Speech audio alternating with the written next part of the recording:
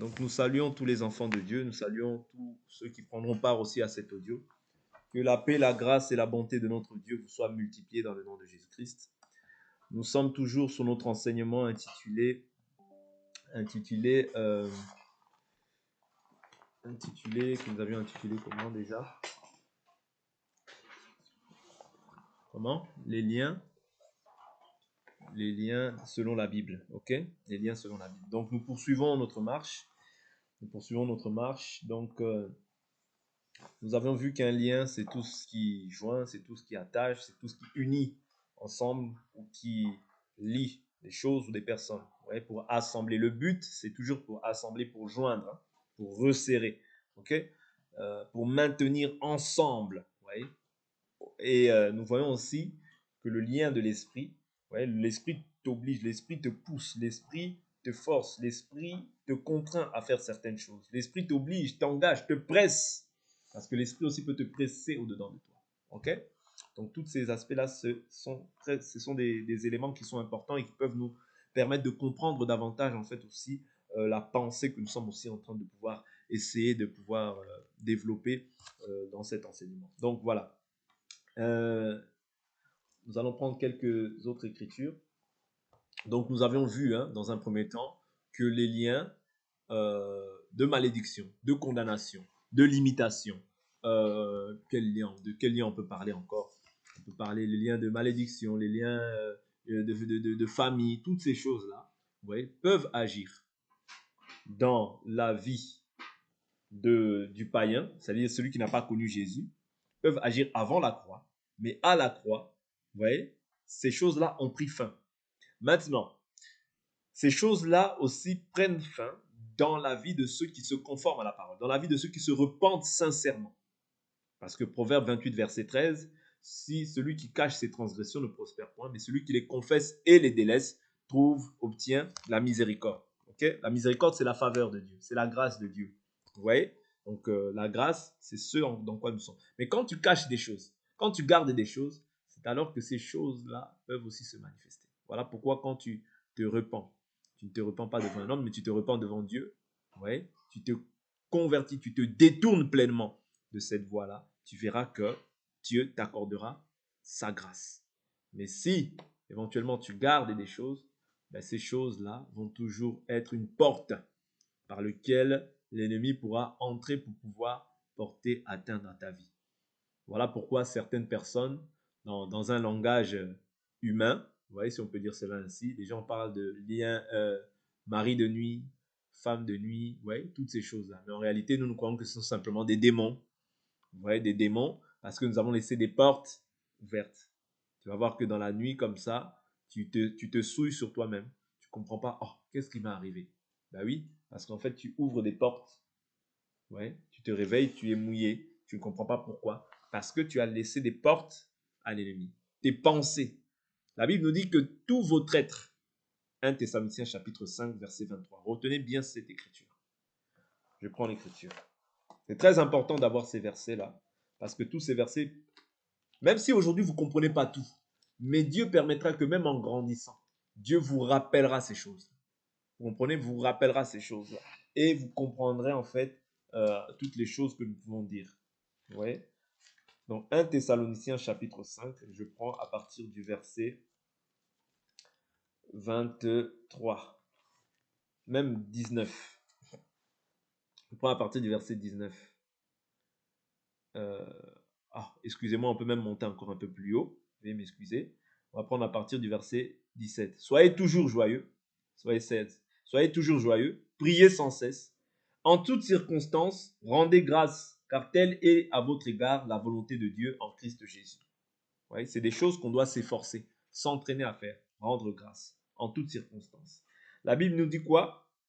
N'éteignez pas l'esprit, ne méprisez pas les prophéties, mais examinez toutes choses, retenez ce qui est bon. Vous voyez, donc j'examine tout. Un enfant de Dieu, du fait qu'il n'est pas de ce monde, doit tout examiner.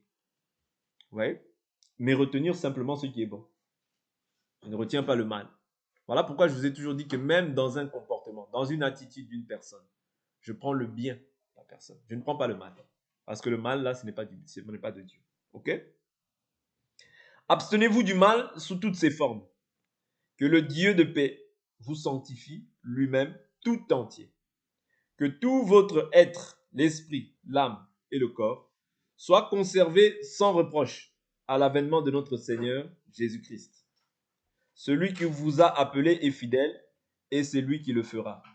Vous voyez? Donc Jésus fera cette chose. Mais maintenant, on voit que quand tu ne t'abstiens pas de tout, parce que la Bible dit abstenez-vous du mal sous toutes ses formes. C'est-à-dire le mal, c'est une porte. C'est une porte d'entrée pour le diable. Est-ce que vous comprenez? Voilà pourquoi nous devons nous examiner chaque jour. Qu'il n'y ait rien du diable en nous. C'est important. Vous voyez? Parce que le mal, c'est une porte d'entrée. Vous voyez? Le mal, c'est une porte d'entrée. N'oubliez pas ces choses-là. Tout votre être, c'est-à-dire l'esprit, qu'est-ce que tu regardes? Vous voyez? Parce que quand tu regardes quelque chose, quand tu écoutes des choses, ça influe aussi sur ton esprit, sur ton âme. Ça va influencer ta manière de vivre, ta manière de penser, ta manière de te comporter. Si tu es sans cesse en train de regarder des choses qui souillent, tu sais, en fait, l'homme n'est que le produit de ce qu'il fait dans le secret. L'être humain, ouais, il est le produit de ce qu'il fait dans le secret. Si dans le secret, tu es toujours distrait, même dans ta vie spirituelle, ta vie aussi spirituelle sera distraite. Si dans le secret, tu es une personne qui te consacre vraiment à Dieu, c'est ce qu'on verra aussi physiquement. Parce que ce que tu es en fait spirituellement, c'est ce qui se manifeste aussi dans la chair. Parce que ça influence ton âme et ton âme influence ta chair. Est-ce que vous comprenez? Ce que tu es dans le spirituel, c'est ce qui va influencer ton âme. L'âme, c'est le siège des sentiments, des pensées, des émotions, de l'inconscient, du subconscient. Ouais. Donc, ces choses-là vont aussi influencer ton corps. Ouais. Tout d'abord, toute décision d'abord se prend par la tête, par l'esprit. C'est l'esprit qui va communiquer une pensée à l'âme. C'est l'âme qui va communiquer cette pensée à la chair. Voilà pourquoi la Bible nous dit, si vous marchez par la chair, vous allez mourir. Mais si par l'esprit, vous faites mourir les actions du corps, vous vivrez.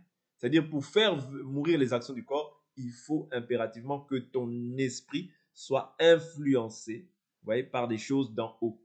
Ton esprit soit captivé aux choses d'en haut. Sans quoi, même ton salut, là, c'est un faux salut. Vous voyez? Et c'est là, quand une personne, maintenant, se livre au mal, tu vas voir que c'est là où c'est une porte, en fait, que le diable voit. Et je vous ai toujours dit que lorsque tu as quelque chose qui appartient au diable, Dieu permet au diable de pouvoir venir aussi porter atteinte à ta vie. Est-ce que vous comprenez? Dieu le permet. Pourquoi? Parce que toi, tu es enseigné. Quand tu as l'enseignement, c'est pour te garder contre tous les traits enflammés du malin, n'est-ce pas? C'est pas moi qui le dis. C'est Éphésiens. Prenons Éphésiens chapitre 6. Éphésiens chapitre 6. Je prends à partir du verset 10. Je prends à partir du verset 10. Au reste, fortifiez-vous dans le Seigneur et par sa force souveraine.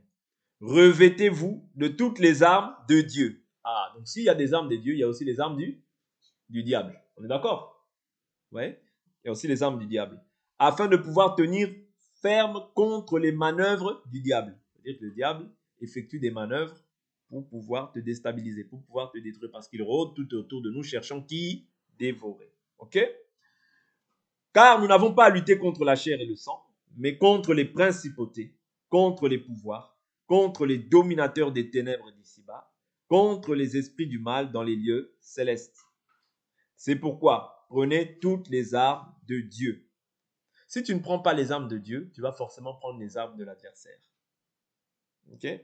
Afin de pouvoir résister dans le mauvais jour. Nous sommes dans les mauvais jours. La Bible nous dit racheter le temps car les jours sont mauvais. Ok? Dans les mauvais jours et tenir ferme après avoir tout surmonté. Ça veut dire que les épreuves, il y en a plusieurs. Il n'y a pas qu'une épreuve. Parce qu'il dit tout. C'est-à-dire qu'il y en a plusieurs des épreuves. Tu peux avoir une épreuve là, ça s'arrête.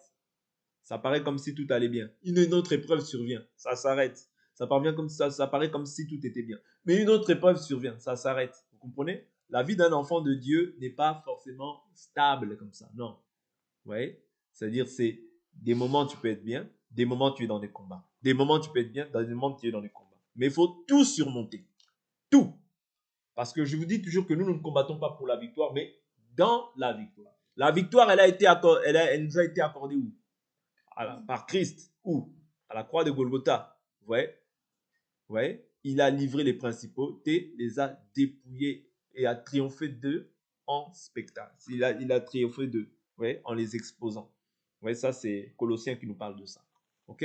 Donc cette victoire, c'est Christ qui l'a obtenue. Ce n'est pas toi par tes propres efforts. Mais toi, tu dois t'efforcer de demeurer en fait dans ce salut. T'efforcer de demeurer dans la victoire en ne te livrant pas à des choses qui sont contraires à la volonté de Dieu. Ok? Donc, il faut tout surmonter. Ok? Il faut tout surmonter. Tenez donc ferme et ayez à vos reins la vérité pour ceinture. Un enfant de Dieu doit dire toujours la vérité. Ok? Mais la vérité, quand je dis qu'on doit dire la vérité, on doit faire aussi attention. Je vais vous expliquer. Quelqu'un a fait peut-être quelque chose qui ne me concerne pas. Et c'est un païen, ce n'est pas un enfant de Dieu. Est-ce que maintenant, moi, je suis, bon, je ne sais pas moi, peut-être il a, je ne sais pas moi, il est dans un lieu, cette chose-là ne me concerne pas. Moi, maintenant, je vais le dénoncer. Non, ça, il faut faire attention parce que ça, en fait, tu t'occupes des choses qui ne te regardent pas. Ouais. Quelqu'un, peut-être maintenant, je ne sais pas moi, a volé dans un magasin. Toi, tu n'as rien à voir. Maintenant, toi, tu vas voir le surveillant pour lui dire, il a volé dans le magasin. Est-ce que ça, c'est la vérité? Non. Ça, c'est se mêler des choses qui ne te concernent pas. C'est-à-dire, toi, étant un enfant de Dieu, tu dois, c'est-à-dire, la vérité dont on parle là déjà, c'est la parole. Ok? Mais tu dois marcher dans la vérité, toi étant un enfant de Dieu, avec ta conscience. Savoir que, bon, ben, je ne fais pas le mal. Je ne fais pas le mal. Je m'éloigne du mal. Je fais le bien. Vous comprenez? Mais je me mêle aussi de ceux qui me concernent, de ceux qui me regardent. C'est-à-dire, je ne me préoccupe pas des affaires des autres. Mais maintenant, si il arrivait que, par exemple, on est entre frères, et que, par exemple, le frère dans la foi, parce que celui qui est païen n'a pas la conscience éclairée, mais celui qui est un frère, lui ayant la conscience éveillée, étant éclairé par le Seigneur, sait que faire le mal, c'est mauvais. C'est-à-dire que lui, comme c'est un frère, lui, tu peux lui dire, mon frère, ce que tu fais là, la manière dont tu agis n'est pas bonne. Maintenant aussi, une personne, si tu es avec quelqu'un et que vous êtes proche, tu peux lui dire, non, cette manière d'agir n'est pas correcte. Moi, je suis un enfant de Dieu, je ne peux pas agir de cette manière-là. Ouais. S'il ne veut pas, tu te sépares de cette personne-là. S'il continue, tu vois que cette personne-là emprunte des voies qui ne sont pas bonnes, tu te sépares de cette personne-là parce que les mauvaises compagnies corrompent les bonnes mœurs. Ok? C'est très important. Donc, ici, il nous dit, donc ici, c'est simplement pour clarifier, hein, pour que vous ne puissiez pas commencer à faire les gendarmes partout. Ouais, parce que chacun doit faire la tâche qui lui est départie. Ouais. Chacun doit faire sa tâche selon la volonté de Dieu. Ouais. Par exemple, moi, je ne suis pas policier pour voir, par exemple, quelqu'un qui a, je ne sais pas moi, quelqu'un qui a cassé peut-être un poteau et il fuit. Moi, je ne suis pas policier pour aller le dénoncer à la police. Je ne suis pas policier. Ça, c'est les policiers qui vont faire leur enquête pour aller retrouver cette personne. Mais ce n'est pas moi d'aller dire, ah, je sais qui c'est, je sais qui c'est. Non. Vous comprenez? Donc, il faut comprendre la vérité selon la parole. Ok? Chacun doit être dans son rang. Chacun doit s'occuper de ceux qui le regardent. Okay? Mais je dois être juste dans mes voies. D'accord? Donc, j'étais au verset 13. Hein? Voilà, après avoir tout surmonté, revêtez la vérité pour ceinture, revêtez la cuirasse de la justice. Hein? Être juste dans ses voies. Ouais? Mettez pour chaussures à vos pieds les bonnes dispositions que donne l'évangile de paix. Prenez en toutes circonstances le bouclier de la foi, ouais, avec lequel vous pourrez éteindre tous les traits enflammés du malin. Ouais, c'est-à-dire que le malin aussi a des armes. Ouais. Il dit, prenez aussi le casque du salut et l'épée de l'esprit qui est la parole de Dieu. Ouais, toutes ces choses-là nous permettent de lutter efficacement et de ne pas donner surtout l'avantage au diable. Vous voyez?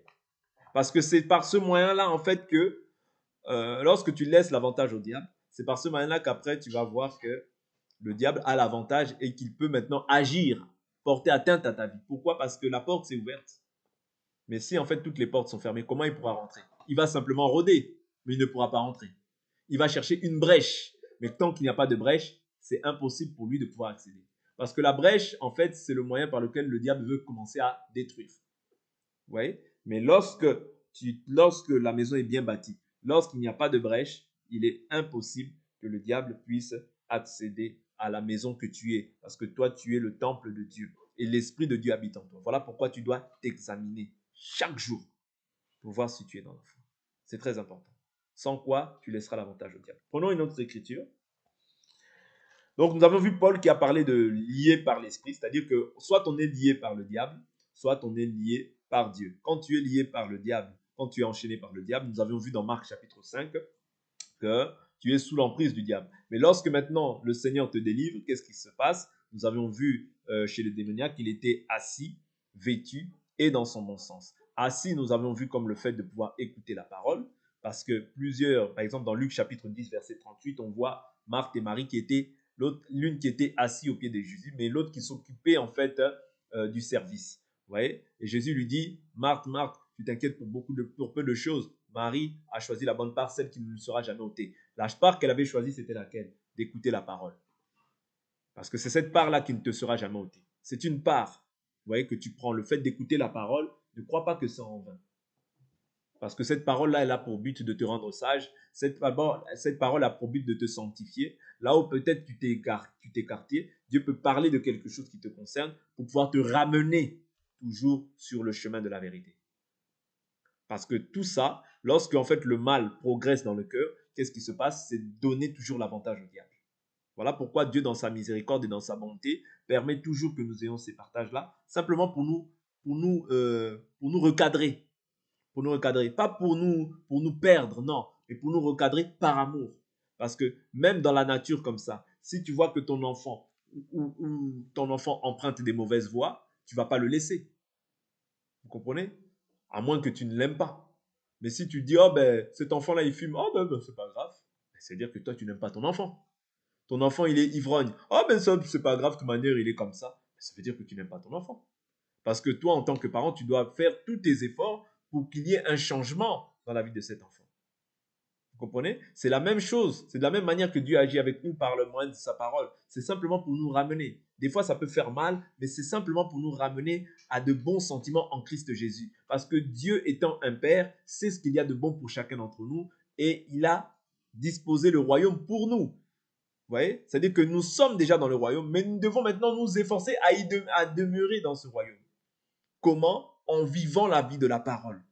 Comment? En nous sanctifiant davantage. Celui qui est saint doit se sanctifier davantage. Pourquoi? Pour pas que ces liens, vous voyez, ces liens puissent se manifester dans ta vie, il faut impérativement qu'il n'y ait rien du diable en toi. Ah oui, pour que rien, pour que le malin ne puisse pas porter atteinte à ta vie, il faut impérativement que tu sois maintenant enraciné en Christ. Pourquoi? Parce que quand tu es enraciné en Christ, tu sais comment réagir face à tout ce qui peut t'arriver, face à toutes les luttes, face à tous les combats, tu sais comment réagir. Ouais. Et c'est ça, c'est-à-dire que nous devons être en fait des personnes paroles. Ce mal-là m'arrive, comment est-ce que j'agis? Cette chose-là m'arrive, comment est-ce que je me comporte?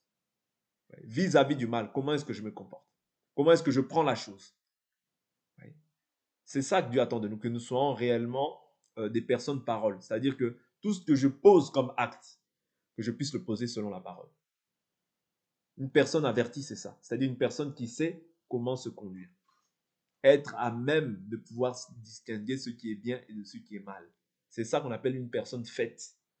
Oui? Une personne parole. C'est-à-dire que je sais que, voilà, il y a telle action. Non, moi je ne fais pas ça parce que la parole dit cela.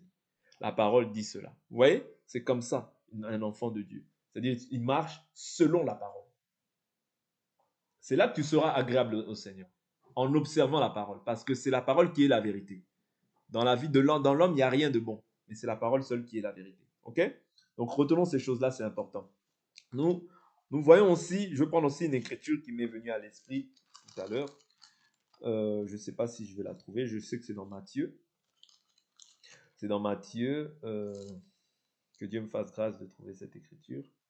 C'est important pour notre avancement. Nous voyons aussi que Jésus, je ne sais pas si vous voyez c'est quelle écriture, l'écriture où Jésus guérit une personne, il lui dit, va au temple. Je crois que c'est dans Matthieu 8 peut-être. Matthieu. Va au temple et sur le chemin, il fut guéri. Si quelqu'un la trouve, vous pouvez me la donner. Ça nous... Hein? Non, c'est pas l'édit lépreux, c'est il guérit un malade et lui dit va offrir ce qui était donné sous la loi et sur le chemin il fut guéri. Bon, si je trouve pas, je sais que vous connaissez cette écriture là. Bon. J'ai pas noté, mais bon, par rapport à cette écriture là, le temps qu'on la trouve, par rapport à cette écriture là, il faut comprendre que aussi Jésus, lorsqu'il guérissait, des fois, il y avait des guérisons instantanées. Vous comprenez?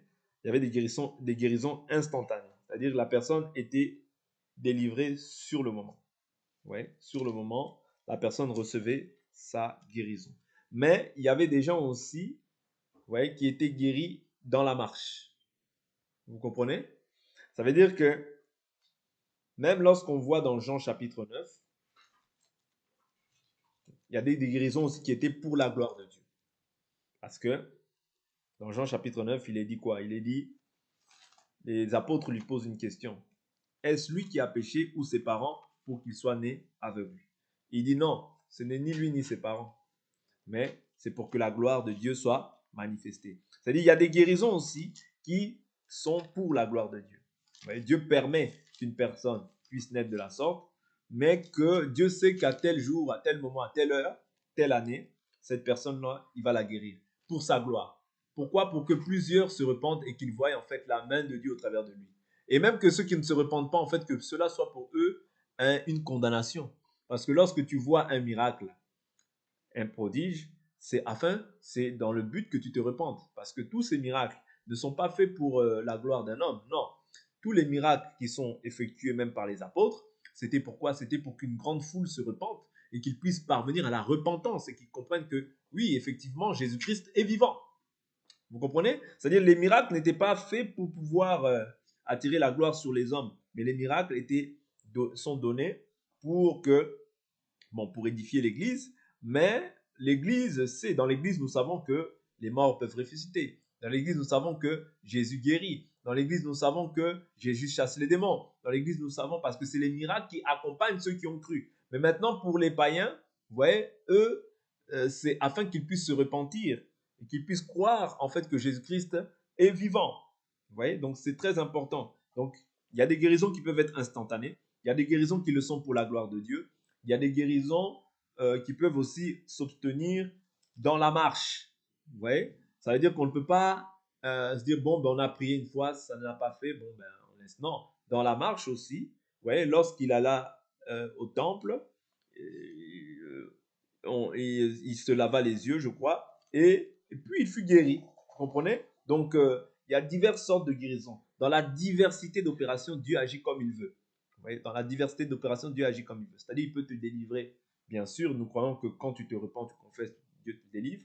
Mais il peut y avoir encore peut-être des manifestations ou quoi qu'est-ce. Et si ces choses-là arrivent, en tout cas, ça ne perdure pas. Parce que la Bible nous dit, la Bible nous dit que plusieurs malheurs peut-être atteignent le juste, mais de tous l'Éternel en délivre. C'est-à-dire que quand un malheureux aussi crie à l'Éternel l'entend et le délivre de toutes ses détresses. C'est très important de comprendre que la finalité, c'est que tu sois libre. Parce que quand tu connais la vérité doit t'affranchir. Ok? La vérité t'affranchira. Vous connaîtrez la vérité vous affranchira. Donc, voilà un peu les aspects que j'ai pu voir aussi dans l'Écriture, c'est-à-dire dans la marche. Ça peut être des guérisons instantanées. Oui. Et nous avions vu le cas du démoniaque. Ça, c'est vraiment quand une personne passe des ténèbres à la lumière. Okay? Donc, toutes ces choses-là, j'en ai parlé. Pourquoi? Pour qu'on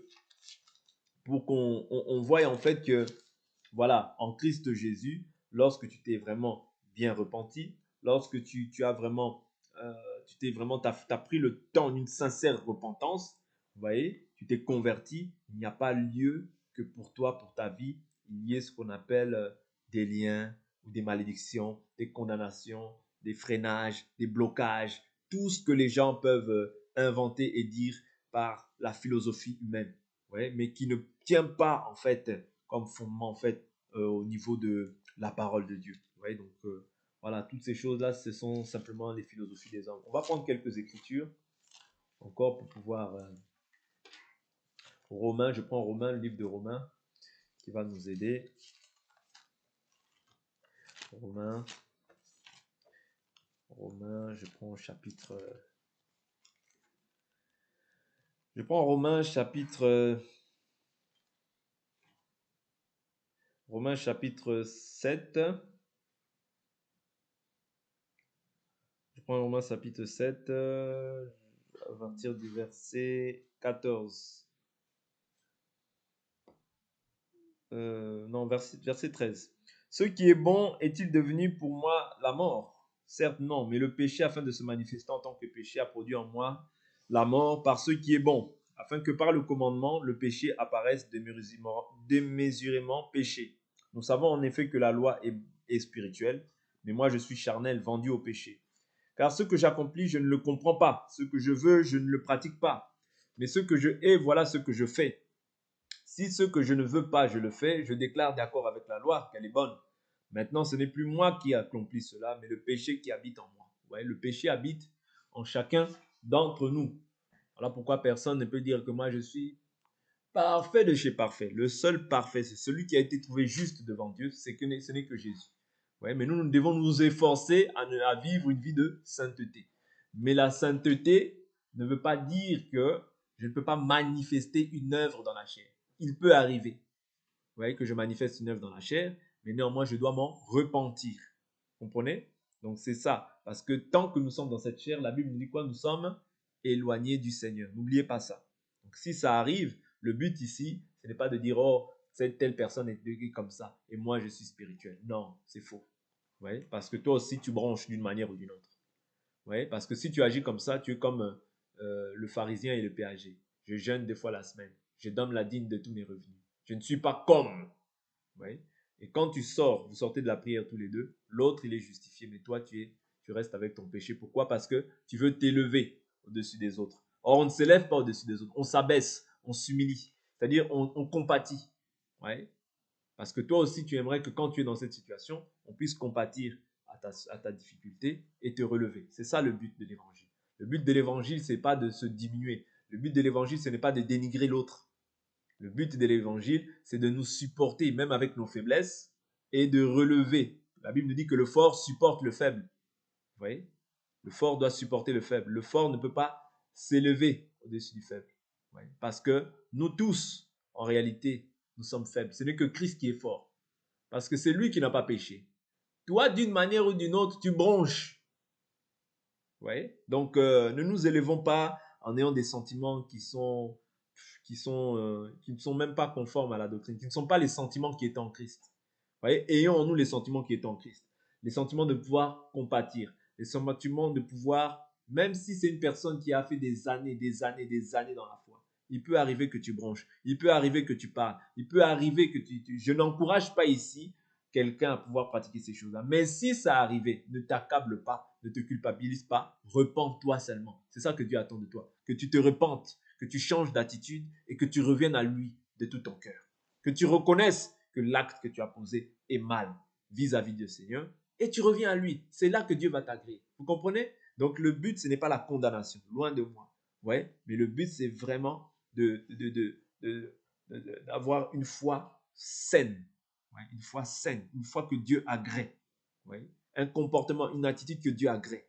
Parce que nous tous, en tant que nous sommes là, nous sommes tous soumis à Dieu. C'est-à-dire Dieu attend que nous produisions en fait du fruit qui est conforme à sa volonté. Ouais. Le fruit que Dieu veut voir, c'est du fruit qui est conforme à sa volonté, pas la volonté d'un homme. Ouais. Donc il dit, car maintenant, ce n'est plus moi qui accomplis cela, ouais, mais le péché qui habite en moi. Car je le sais, ce qui est bon n'habite pas en moi, c'est-à-dire dans ma chair. Car je suis à même de vouloir, mais non pas d'accomplir le bien. Ouais. Quelqu'un qui est sous l'emprise des passions de la chair peuvent vouloir faire le bien, comme les religieux du monde. Ils pensent que par leurs œuvres, par, leur, par, leur, par leurs bonnes actions, ils seront sauvés. Ce n'est pas mal de faire des mauvaises actions, des bonnes actions. Mais est-ce que c'est par ça que c'est en ça que c'est en nous-mêmes que nous plaçons notre foi? Loin de là. Loin de là. Placer sa foi sur ses œuvres, placer sa foi sur ceux qui te semblent bons, c'est-à-dire sur tes œuvres, sur tout ce que tu fais, c'est renier même l'œuvre de la croix. Parce que tout homme doit être reconnu comme menteur, Dieu seul doit être reconnu comme étant vrai. Ouais. Donc toute personne qui est sous l'emprise, qui n'est pas sous l'emprise de Jésus, vit de cette manière-là. Ouais. C'est-à-dire, ce n'est plus lui qui fait ces choses-là, mais c'est le péché qui habite en lui. Okay? Car je le sais, ce qui est bon n'habite pas en moi, c'est-à-dire dans ma chair. Car je suis à même de vouloir, mais non pas d'accomplir le bien. Voilà pourquoi tu vas voir quelqu'un qui est religieux, qui n'est pas en Christ, mais qui est religieux dans les religions du monde. Il veut faire le bien, il fait le bien. Ah oui, j'ai acheté ça, voilà, j'ai fait le bien. Mais tu vas voir qu'un jour, comme ça, il s'énerve, il peut même taper quelqu'un. Pourquoi? Ce n'est pas lui, mais c'est la puissance, en fait, de Satan qui habite en lui qui le pousse à faire ça. Ouais. Il peut voler, après il vient, il prie 5 fois par jour, il prie, je ne sais pas. Ouais, tout ça, ce ne sont que des foutaises. L'homme n'est pas bon. Celui qui est bon, c'est Jésus qui habite en nous. Et il n'y a que Jésus qui peut te rendre bon. Dieu seul est bon. Vous comprenez? L'homme est mauvais. Il n'y a rien de bon dans l'homme. Oh non, lui, je vois qu'il a une bonne disposition. Menteur, tu contredis la parole. Si je fais ce que je ne veux pas, ce n'est plus moi qui l'accomplis, mais le péché qui habite en moi. Je trouve donc cette loi pour moi qui veut faire le bien. Le mal est présent à côté de moi. Oui. Je veux faire le bien, mais le mal est aussi là. Vous voyez, le combat. Tu as envie de faire le bien. Des fois, tu as envie de faire des bonnes choses. Mais le mal. Tu as envie de pouvoir faire le bien. Mais après, quand tu te mets en colère, ton nez commence à bouger. Tes oreilles commencent à bouger. Je vais faire le mal. Tu te mets dans une position où là, tu as laissé la porte à l'ennemi. Vous comprenez? Faisons attention. Un enfant de Dieu, c'est celui aussi qui est prudent, qui contrôle ses émotions, ses sentiments. Oui. Contrôle-les. Comment? Je sens que, cette pensée-là, elle commence à m'envahir. Prends les armes que Dieu t'a données pour ne pas être vaincu. Parce que lorsque tu vois déjà la pensée t'envelopper, prends garde. Ouais. Commence à intercéder. Implore la grâce de Dieu. Prie, médite la parole. Que Dieu renouvelle ta pensée. Que Dieu te fortifie. Pourquoi? Parce que tout ce que l'ennemi fait, c'est simplement pour t'asservir. Et une fois que tu as servi, il sait qu'il a la domination sur toi. C'est terminé. Vous comprenez? Voilà pourquoi nous sommes dans un combat qui est spirituel, tout d'abord. Voilà pourquoi le combat, on ne le mène pas par la chair, mais par l'esprit. Dans la prière, c'est là-bas que tu mènes ton combat. Dans la parole, c'est là-bas que tu mènes ton combat. Comprenez? Ce n'est pas dans la chair. Non. Ouais. Si tu combats par l'esprit, si tu as vaincu dans le spirituel, tu vaincras aussi dans la chair. Est-ce que vous comprenez? Ça, je vous dis toujours ça. Je vous prends l'exemple de Moïse. Moïse était à la montagne, Josué était en bas. Moïse levait les mains, Josué avait la victoire. Moïse baissait les mains, Josué avait la défaite face à Amalek. C'est d'abord dans l'esprit. C'est pas par la chair. Voilà pourquoi si tu arrives à vaincre spirituellement, dans la chair, tu as vaincu. La chair, c'est simplement, ce qu'on voit physiquement, c'est simplement le reflet de ce qui s'est fait spirituellement.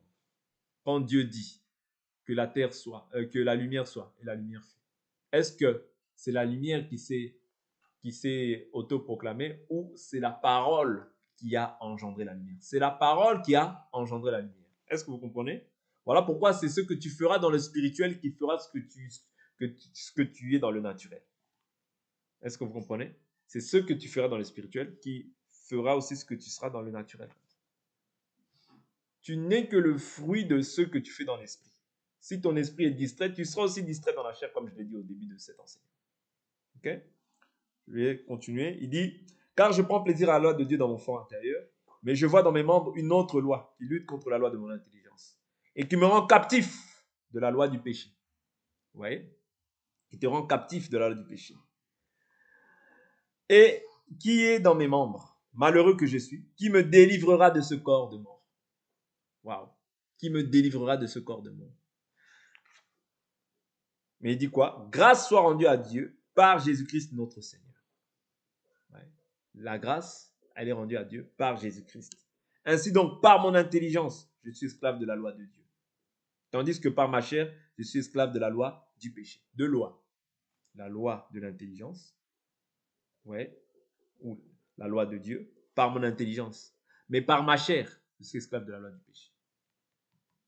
Voilà pourquoi quand tu vis beaucoup selon tes sentiments, quand c'est tes sentiments qui dominent, tu vas être esclave aussi de ce que tu penses. Faisons attention. Ouais. Comme je vous dis toujours, tout ce que l'ennemi fait, ouais, c'est seulement pour te maintenir asservi à ça. Parce que toute personne est esclave du péché qui a triomphé sur lui. Et l'esclave ne demeure pas dans la maison, mais c'est le Fils qui y demeure. Or, le Fils dont on parle, c'est la parole. La parole a été faite chair, nous l'avons contemplée, vous voyez, comme la gloire du Fils venu du Père. La loi est venue par Moïse, la grâce et la vérité sont venues par Jésus-Christ. C'est par ce Fils-là que nous contemplons la gloire de Dieu. Et de même, en toi, ce que nous voulons contempler, c'est la gloire de Dieu. C'est la parole, vous voyez, qui est manifestée dans les actes que tu poses. C'est comme ça qu'on va voir que tu as le Fils. Quand tu t'abstiens de tout ce qui est mauvais. Pourquoi? Pour ne pas finir détruit. Parce que, comme je vous dis toujours et que je le répète, l'ennemi n'a qu'une seule volonté, c'est de te maintenir détruit. Ouais. Et c'est alors que lorsque tu laisses l'avantage, tu vas voir que oui, effectivement, tu auras des attaques, tu auras des combats, ouais, dans le spirituel. Pourquoi? Parce qu'il y a des portes qui sont ouvertes.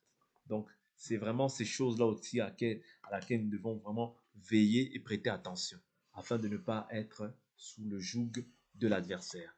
Pour aujourd'hui, on arrête là et nous allons prier que Dieu nous fasse grâce de pouvoir nous maintenir dans la sainteté et de pouvoir toujours examiner nos voies et qu'il nous garde dans sa volonté. Prions tous au nom de Jésus-Christ.